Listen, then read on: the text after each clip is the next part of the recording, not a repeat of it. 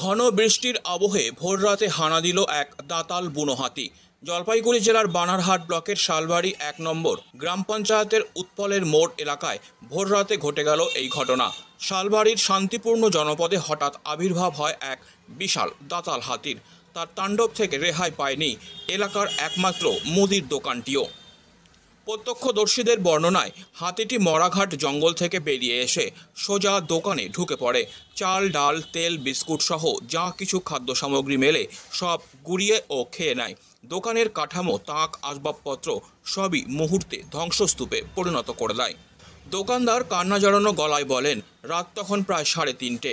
হঠাৎ আওয়াজে জেগে দেখি হাতিটা দোকানের ভেতরে যা খাবার ছিল সব শেষ করে দিয়েছে।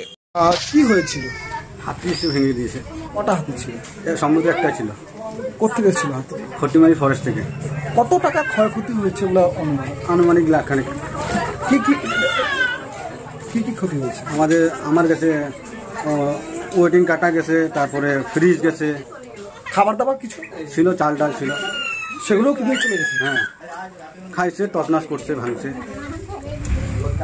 আপনার নাম? আমার নাম মোহাম্মদ মানিক হোসেন। এলাকার মানুষজন জানিয়েছেন, প্রতিদিনই কোনো না কোনো বুনো হাতি আসছে।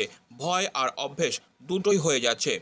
উল্লেখ্য, এই চানাডিপা ও আশেপাশের অঞ্চলগুলি হাতির গতিপথে পড়ায় হামেশাই এমন পরিস্থিতির শিকার হতে হয় বাসিন্দাদের।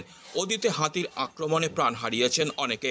ক্ষতিগ্রস্ত হয়েছে স্কুল, ICDS সেন্টার সহ গুরুত্বপূর্ণ জনপরিষেবা কেন্দ্রগুলোও। স্থানীয়দের দাবি, বন দপ্তরের টহলদারি আরও জোরদার হোক, ক্ষতিগ্রস্তদের দ্রুত ও ন্যায্য ক্ষতিপূরণ দেওয়া হোক।